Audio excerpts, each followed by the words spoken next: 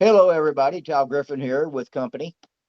Let me give my disclaimer before we get started in this open dialogue conversation. Okay, here in this podcast, we do not observe any political views, religious stance, ideologies, or any identity preferences. We are people here, and if any topics of such that are hot button topics that cause controversy, that will be asked once to cease.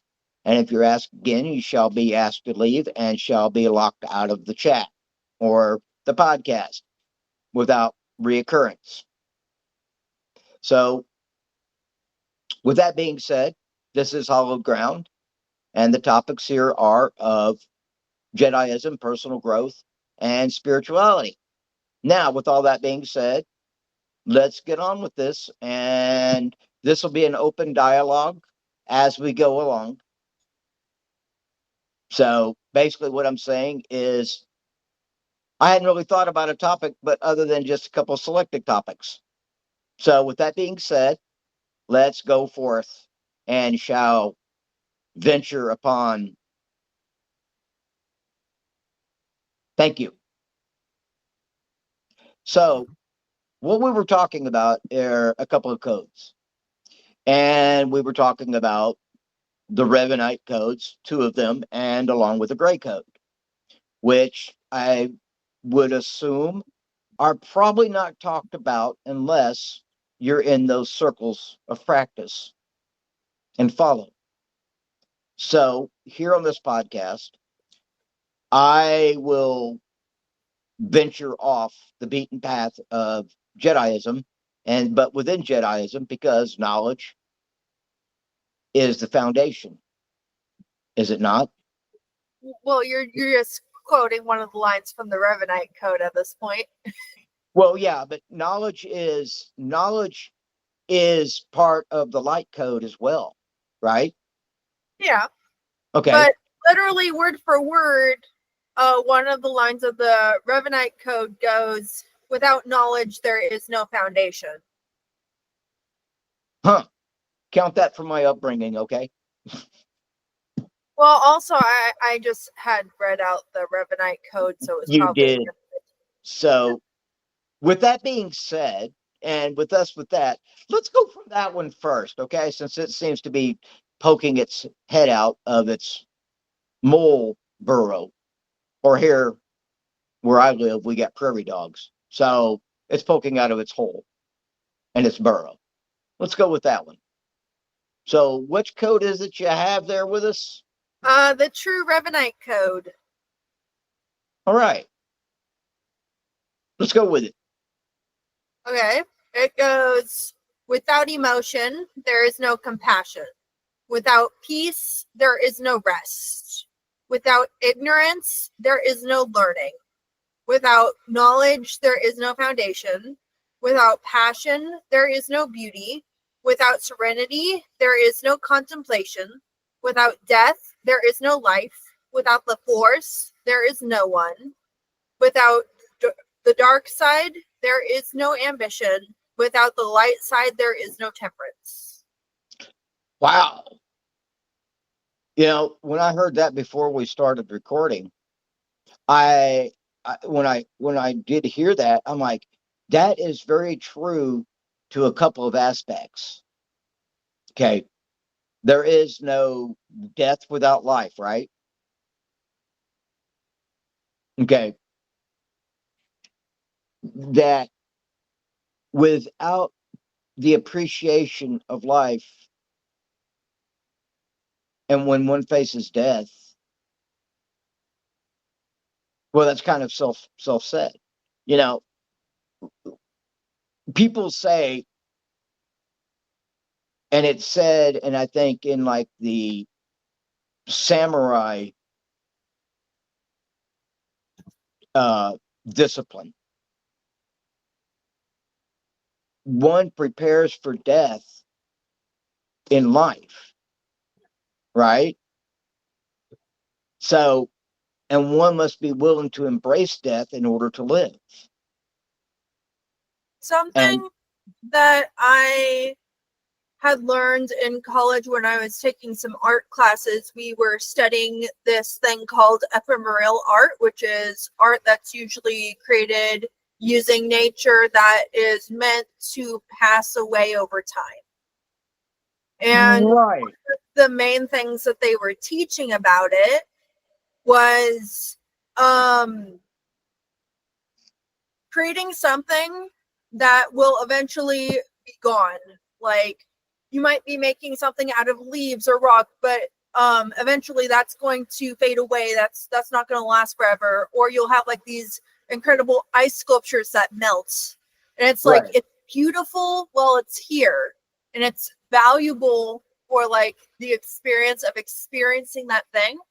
right. And the fact that it has some sort of ending time that, oh, it's just going to last until this makes it more precious Yeah, when yeah.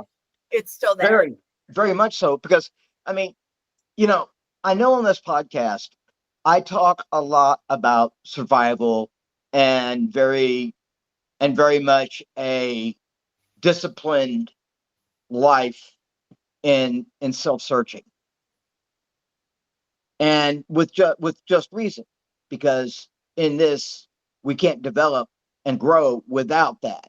But however, I don't ever touch on the appreciation of life itself and its meaning. I'm very much Well, a uh lot of this code very much is about that appreciation. yeah, it and with passion, without passion there is no beauty. Okay, we all have a passion, and with that,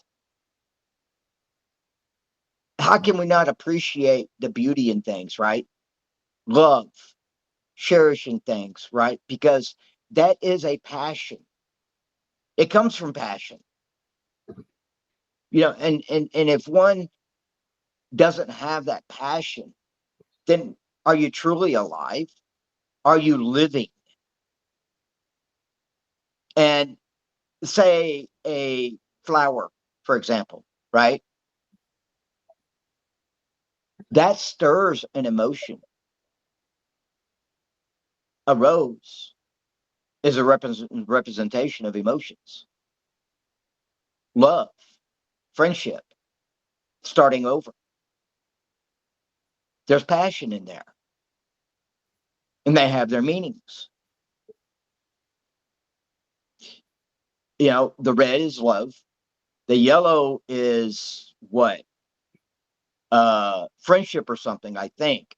Don't quote me on that. But white is like purity and starting over or starting from anew, I think. Uh, So that'll depend on the culture too. yeah, yeah, right. Uh, Granted, I'm going with just what I vaguely scanned over or read at some point, depending on the meeting. And you've got a point there, yeah, depending on the culture. But I think in that, in essence, we also can recognize beauty, and life itself is and does have a beauty to it. So I think that the Revanite code there has a lot to say on this. And carry on, read another line again. Do you want me to start with the first one? Let's go down to like the third line. Without ignorance, there is no learning. Right, right. See, and that relates in a way And with then the line after that is without knowledge, there is no foundation. right, right, right. So part of, in comparison with the Jedi code, that without ignorance there Knowledge. there is no knowledge, right? So those two coincide very much. We have to have that knowledge. Um, and in order to grow as a person, for where am I lacking? Where do I need to grow? Where do I need to strengthen? Okay, where are my flaws? Um, and in a way, this code here, I don't think is actually given enough validation.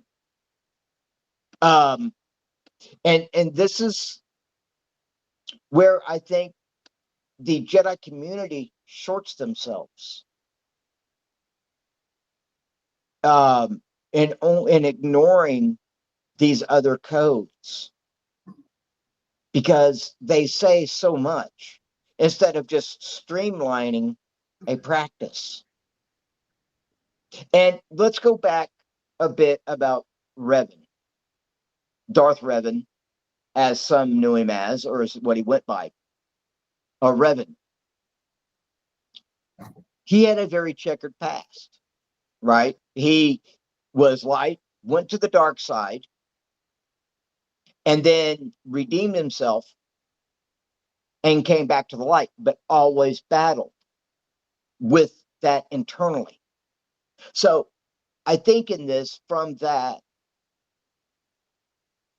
he spoke from experience, and that we know that Revan did practice a lot of dark side technique and in some views. So passion, as I was saying, is driven from emotions. And I would think in certain cases, those emotions can make the difference. You know, empathy, for example, right? That is the understanding and sharing of an emotion, is it not? Compassion is understanding how one is, understanding. You know, the saying goes, it's better to understand than to be understood, which goes to ignorance and knowledge.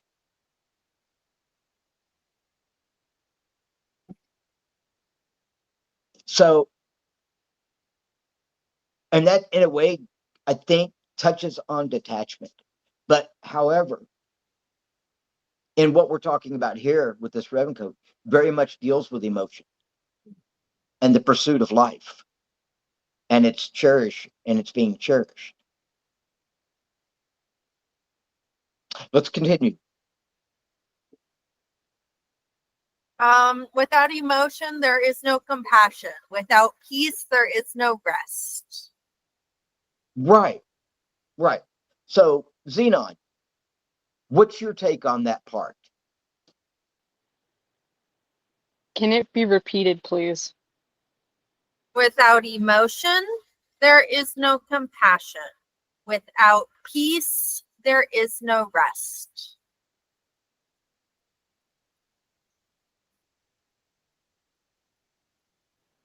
Okay, so the first part, you have to be able to experience your own emotions and know how to work with them in order to show empathy with another person. Right, right. And that goes along with compassion, understanding.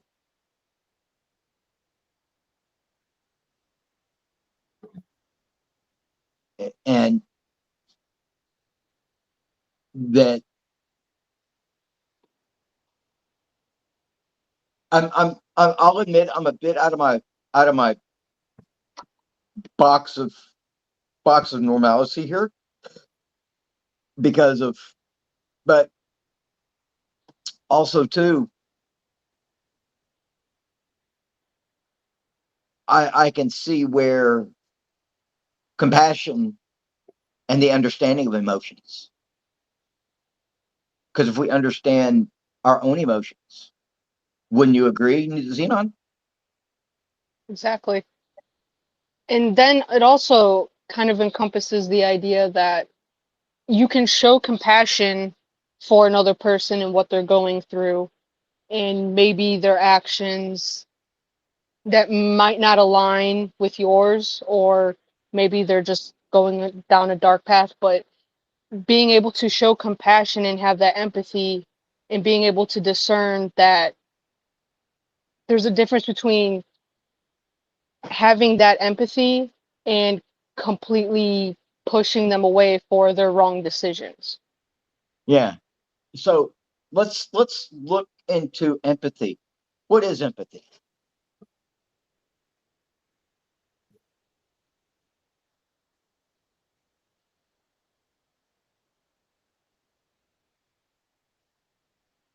Empathy is what?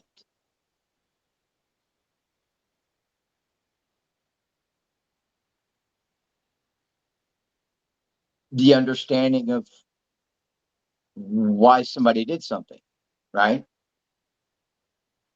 And seeing it from their point of view, understanding.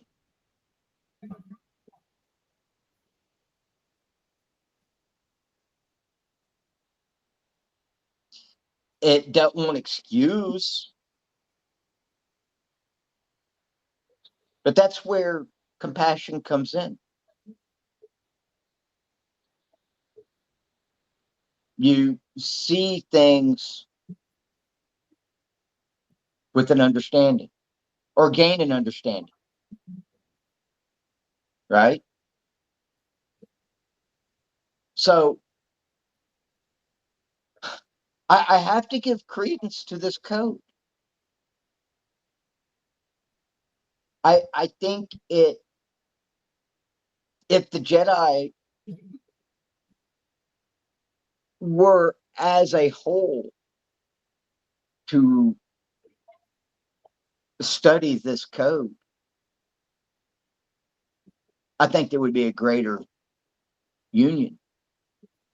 I think on the topic of those lines of codes that we were discussing about like the emotion and compassion, Yeah. um growing up, I was just taught like maybe two or three emotions, and what they were. Right. Right. Um, I was taught what sadness was. Yeah. I was taught what joy was, which was the combination of sadness and like happy, and it's kind of like a hope. But and I understood what frustration was, but outside of that, most of the other emotions I hadn't learned until after high school or Right. even years following that. Right. Well, joy, no names called, no names said, not in reference to anybody, but joy is also in conjunction with happiness, with being content. I didn't understand it outside of sadness also being present. That's that's where I think some of the lessons that I've taught you, that I've had you study, confuse you. The lack of being taught that. Now, when I was growing up, I was I experienced in growing up three three emotions, but I did experience happiness and joy, okay, and excitement and a passion, which for some people, how they've grown up will only be shown certain things and taught certain things. But I think also that shortcuts and lessens a person's understanding. So emotions are really a basic foundation to existence. And I've had to learn the emotions myself. I've had to learn more into them. I've had to study more into them. The longer I've been in this path and on this path, the more I've had to understand emotions and my own emotions. That emotions, there are basic emotions, and then there are mixtures of, you know, sadness and disappointment are very synonymous with each other. Okay. You can't have joy and be sad at the same time. Okay. That that cancels the other out. And that is Joy, a very joy is being happy despite of sadness being present. It doesn't mean that sadness isn't there. well, the thing is though, is that say we're talking about a moment. Okay. And say an unfortunate event has happened where somebody is no longer present on the planet. Okay. Though it might have been untimely,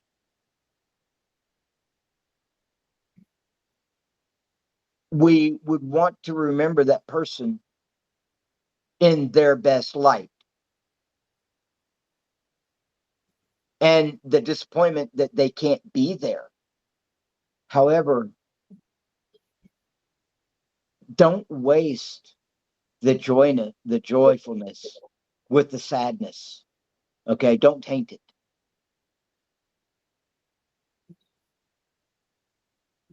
And keep and I think keeping the two in and related is important.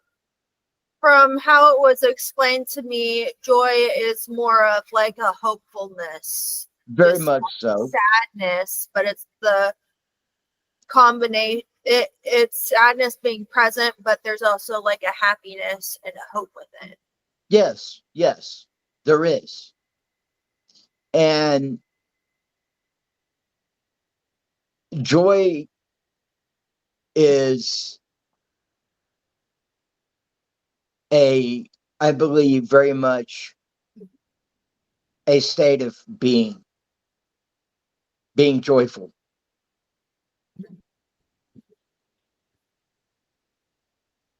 And celebratory, in celebration. Happiness also is as well. And that, like, when we get together and do this podcast, I am happy that we're doing this. This brings a highlight because I'm passionate about this. And even though it's got its flaws, it's not the best podcast out there. There are better, granted. But however, this brings me joy because I enjoy doing this. Whether me be maybe speaking out of my ass or actually having guests on here and there be a very in-depth conversation. This is an emotional thing. And granted, we've had breaks here in the last month or two, but that is also needed. And which brings me to this: peace and rest. Did you like that segue there? Um, Well, also like I had to get happiness explained to me outside of the concepts of joy. yeah, And so how Xenon had explained it to me was like a type of peace. So if you're feeling peaceful, you're probably happy. right, right.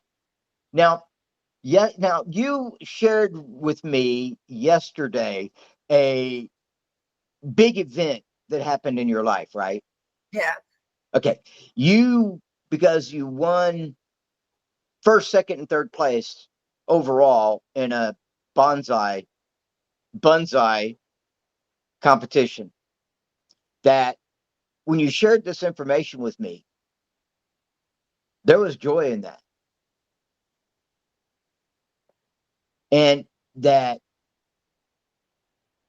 has a sense of accomplishment to it,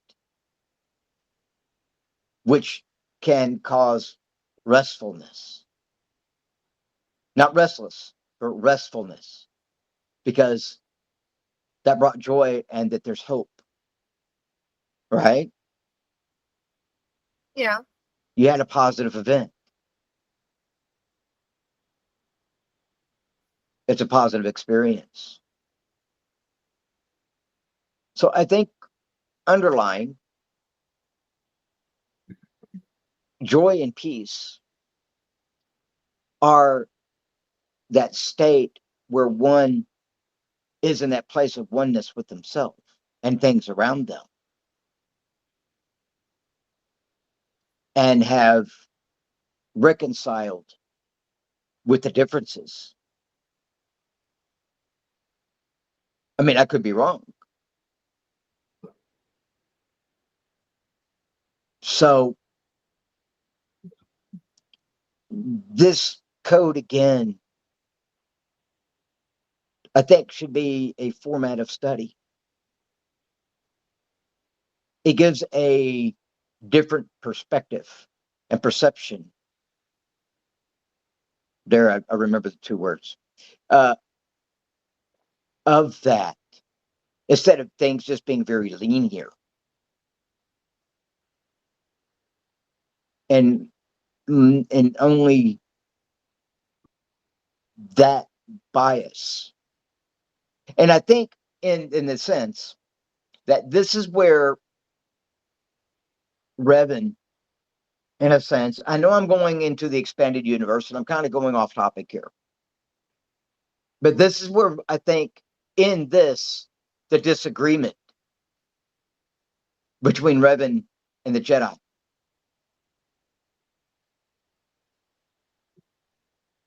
And I don't mean to go off into the expanded universe. I like to stick to pretty factual evidence and reality. However, though, I think this holds validation here. Okay. In the stories, those that are familiar with it, Revan did go off to have his own group and belief of and followers of Revanites. And yes, they leaned more towards darkness in many ways, but not as much as the Sith, not as much as dark side practitioners. Though they did use the dark side a lot, but like the gray Jedi, they never succumbed to it, I would think. But we're not afraid of it either. There was a respect for it. And he understood this. And yes, one can be at peace and be happy and have joy and be joyful in one existence, in one plane of thought. On the other side, though, ignoring the other can also bring that ignorance and understanding. So compassion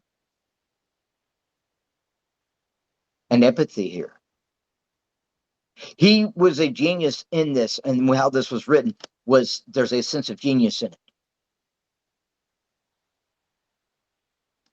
You know, who was the guy that got that chopped his ear off? Van Gogh, was it? Yeah. Yeah. So he did that out of passion towards his affections towards A bird. A what? A bird. A bird. Okay. I thought he did it as to show his love for somebody. Yeah, he was in love with a bird. He was in love with a bird. Yeah. I thought it was a person. He had schizophrenia. Oh. Yeah. Well, that's very true. He did have schizophrenia here. So, okay, carrying on. Meanwhile, back at the ranch, we'll leave that one alone. But he He was an artistic genius. well, he was, But but very his work was very like he didn't have an appreciation. Well, he didn't think it was worth a lot when he was making it. And now it's in museums all over the world. And there oh was yeah, always like a bit of he was painting what he was seeing, but there was a bit of there were sometimes some darker elements added well, to yeah, it. yeah. It was very abstract, and that would be a topic I would like to go into Well, later. well, he had synesthesia. Yeah, we'll go into So all of this later because I want to venture at some point into the neurodivergent mind, okay, which is very prominent in the Jedi community. Little be known, and it's ignored. So we'll go into that later, but let's get back to what we're talking about here. So that carry on to the next line. well, we've gone over up to so there without serenity there is no contemplation would be the next line we haven't touched yet. Oh, without serenity, there is no contemplation. What was the line before that? Without passion there is no beauty.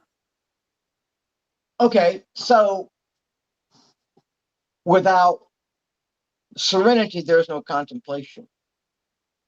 Okay, what is meditation? What is reflection? Serenity, right? Meditation is serenity itself. And when they say meditate and reflect, that's self examination, is it not? That's why I think meditation and reflection is valuable. And when we stop and reflect, that is a moment of meditation. We're reviewing, realizing, recognizing. So, oh, I know what your problem is, boy. Uh, so really, this code covers many, many aspects. Because without peace and serenity, how can one, as they say, empty their cup? That's a perception, isn't it? That's a perspective. Understanding, knowledge. So, this code, from what I'm gathering, is the becoming more in tune with the human element, with us as a person, the aspects, the variations and contradictions with us as human beings. Would you say?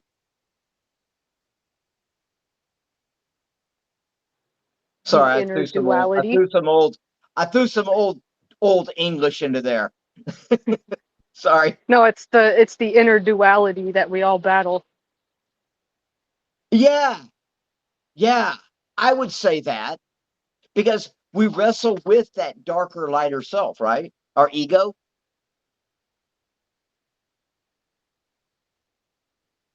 I think in a way maybe this puts that into check. And it helps one recognize because without reflection, you don't gain insight.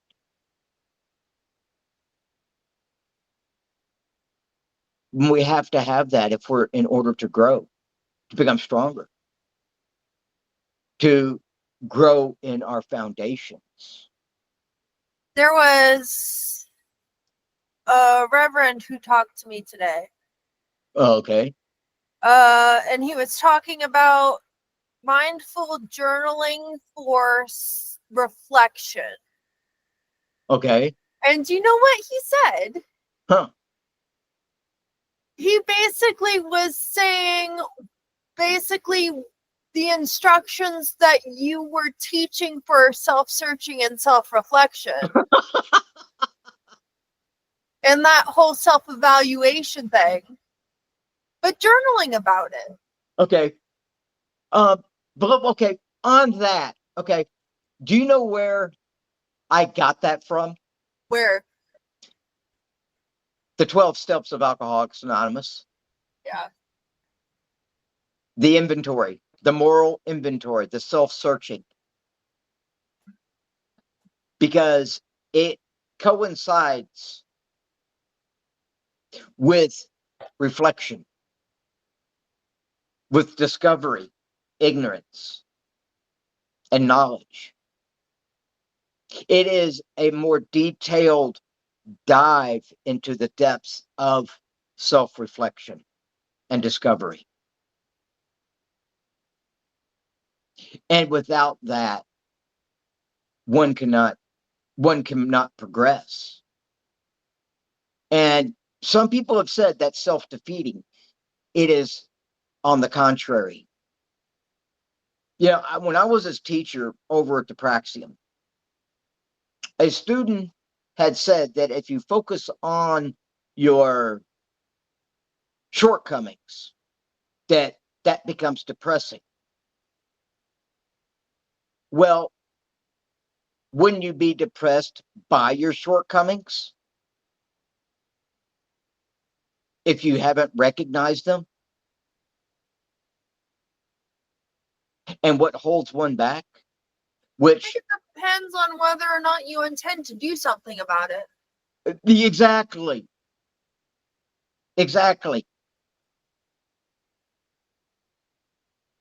So again, if you're not intending to do something about it, then you're just focusing on the shortcomings themselves and not what you can learn from them in order to work towards addressing it. Right. And turning them into strengths. Right. So our weaknesses are actually our strengths unrefined. And this is where I go into that discovery, which grants peace. You know, I don't say a lot about it. And though, you know, it's in the community, they're going to balk at me and they try to counter me on this. But I live by very much a gray Jedi perspective, simply because of that's the way I was raised. And that's where I hold myself to, that standard. Because, like Revan, gray Jedi hold themselves to a very high standard of discipline, of who they are, and being very mindful of where they are internally. The balance, and this is what Revan is talking about here, the inner balance. He's talking about you can't have one without the other. Passion is what drives a person, okay? The passion to uphold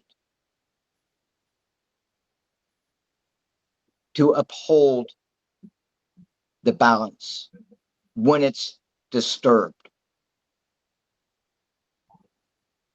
And for those that may be disturbing it. All right. Now, one seeks peace always. That is the primary practice. I mean, that's saying this in this code. And I think it's in the Skywalker code that one cannot stay in the dark, but cannot ignore it either. One also has to be nourished by the light, correct? No, that's a different code. Okay, well, something into that aspect, there's a code with that in there. That we cannot ignore both. Passion is what drives a person. It's a motive. It's motivation to further themselves. And I know I'm jumping around here on this. There's a lot to take in and a lot to unpack on this code. And we probably may not get to all of it, but I kind of want to touch on it. We'll come back. So there might be a second part to this. There probably will have to be because we're getting close to an hour. Right. And our podcasts have gone over an hour before, which is fine. But I'm going to touch on the gray aspects here a bit. We'll come back to the Revan code. We'll come back to the Revan code. Let's take note of where we're leaving off there, okay? We're on the last 3 lines of the Revan code. Okay, well, let's go ahead and finish them off, and then we'll go over. Okay. Without the Force, there is no one. The connection of life.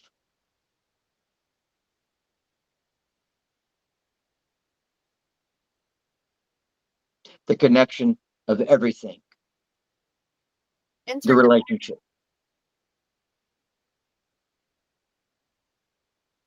Sorry. Interdependence? Yeah. Interdependence. Because in the Jedi community, there is a very strong belief in the Force and that connection to all life. It's a basic druidism. I might get slapped for that one, but it is druid. The practice of druidism is that of life. There were the three aspects of the Force, right? Yeah. I was looking at that, and then I was looking at other beliefs that have that are basically saying similar things to it. Yeah. And it was very interesting. Yeah. See, you've got yourself, you have the personal, the inner, as a person being the vessel, the living, which is everything around, everything that is connected in our relationship to it. And that you have some people say the universal, the universe, the cosmic, and so forth. So without the Force, are we actually really, truly alive? Are we actually recognizing how precious life is?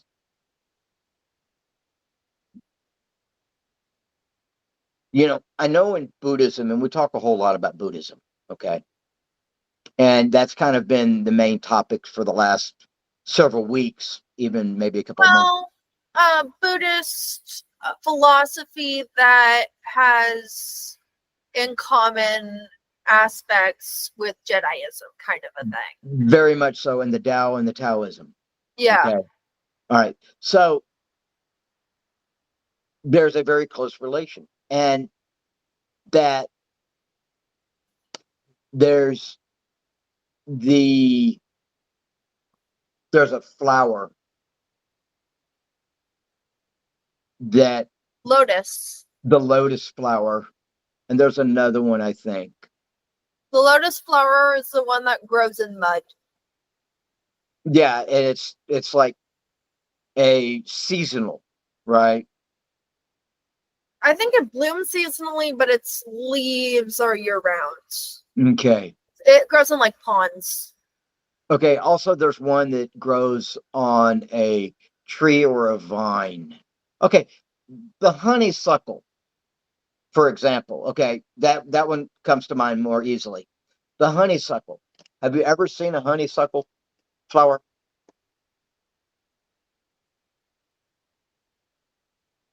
I don't think so. Okay.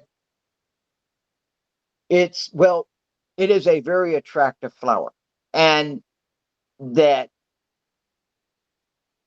but also within it, if you pull out the center, I forget the name of it, the stipend, whatever. But if you Yeah. pull out the center, there is a nectar on the end of it.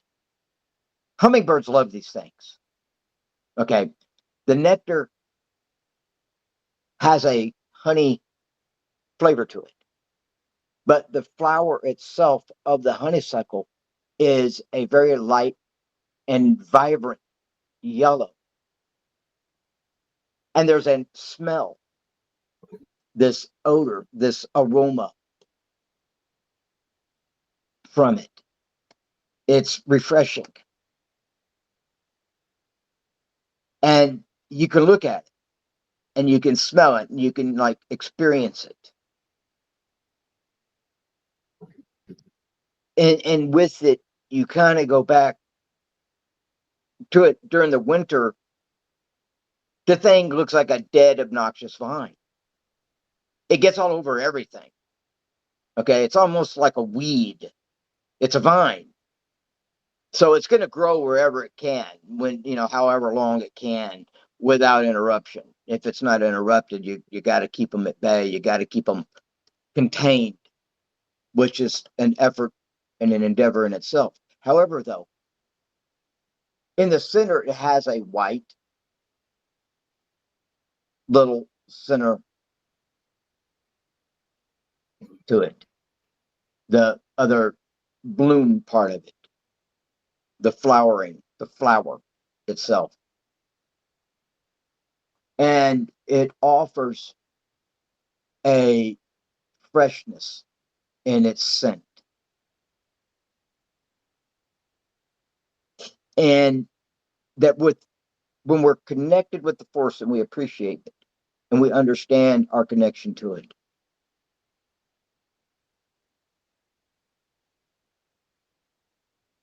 And I'll go back to what I was saying here in a moment.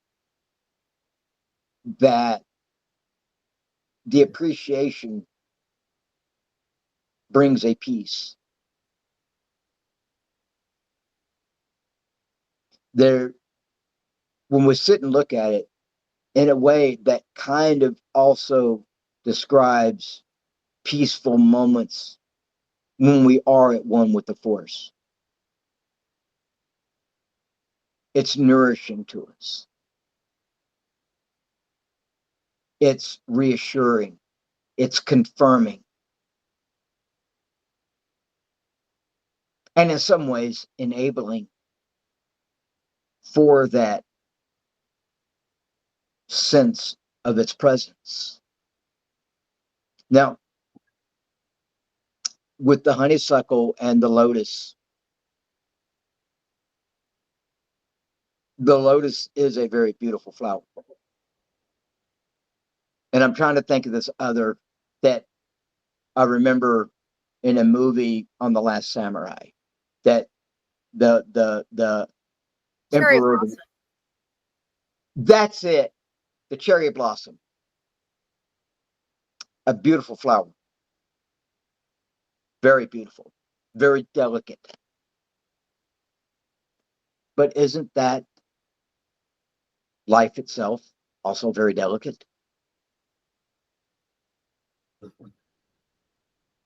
So we're talking about in this code how delicate life is, its value, its appreciation. Now, what's this last two lines? Without the dark side, there is no ambition. Yeah. Passion. The Without, drive. without the light side, there is no temperance. Right. The inner balance. The inner balance. Without love, because let's face it, Revan had a person he was involved with. He loved her very much. And he would stop at nothing to protect her. His passion to protect that. Now, the light side is that of temperance. Xenon, your take.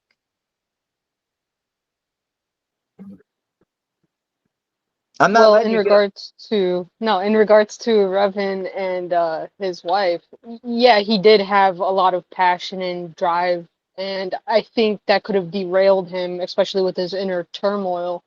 But I think with the wife, uh, she was more of an anchor to keep him like centered and not detract from going off the rails in a sense. Yeah, his purpose.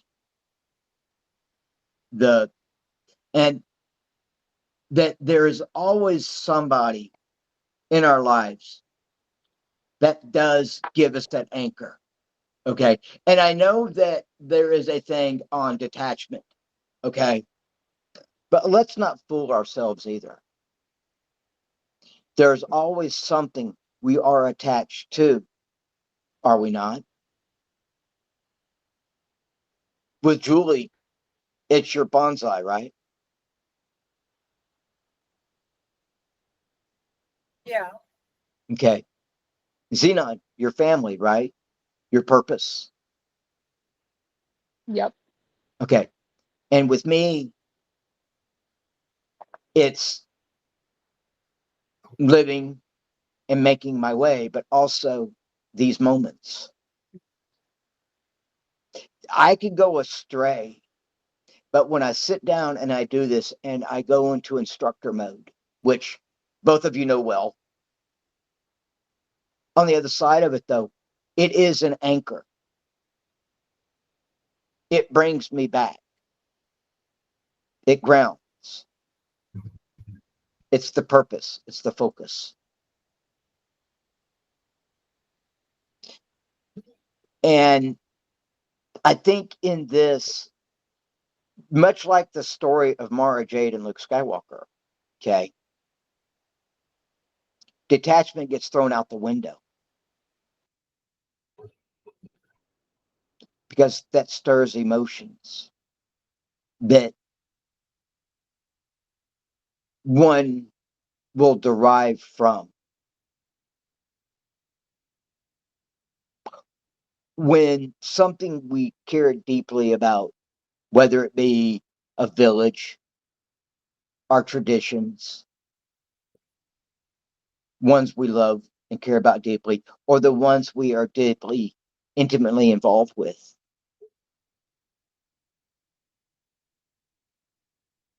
that's going to be a motive.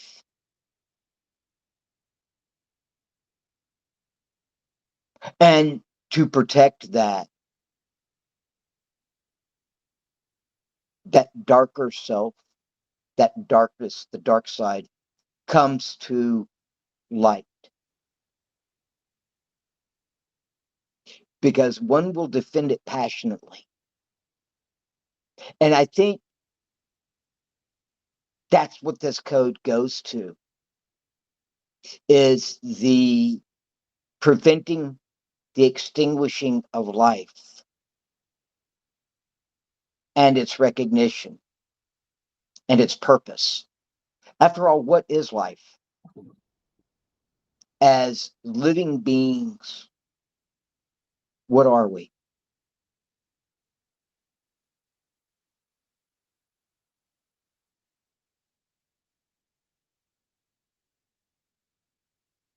Aren't we precious being, that value, something of value.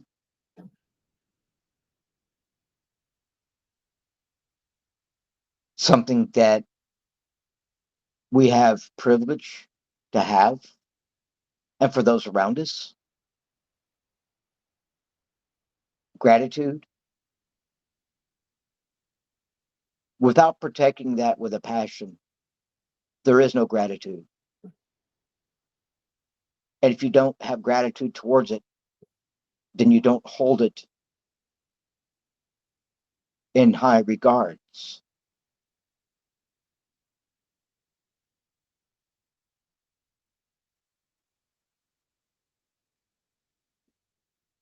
And it took a while for me to actually realize that, because of my own places I've been and have experienced. However, though,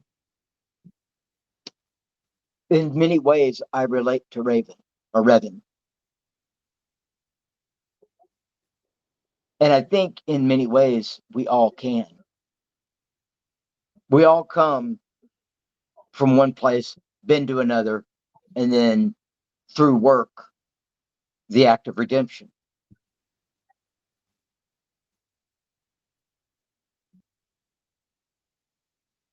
Whether it be from getting clean, or whether it be from a life of violence,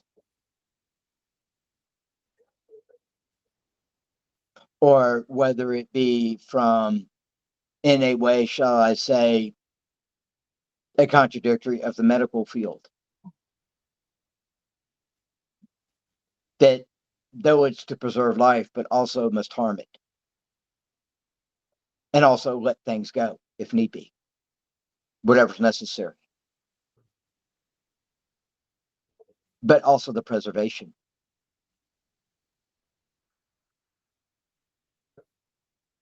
and the protection of it and its value. And I thought that maybe this would go on longer, but this would be a great place to stop. But I want to leave with this on this note, and we'll continue this for the next one. Is in the light or how this code is, and I could be off base on some of it. And what I might have been saying was just kind of open and preaching to the choir. That I like to leave this podcast with a thought. Is what is it you hold dear to your heart? What is it you hold closely that's very precious to you? That brings you that peace, that brings you that moment of reflection to it, that grounds you, that helps you realize what your why is, what's its meaning to you. And with that, I'm going to say thank you for all that have joined us, Xenon, Julie, and for your input. So from there, I want everybody to have a good day, take care of themselves and everybody else around you, and hold them close. Tal Griffin out. Thank you.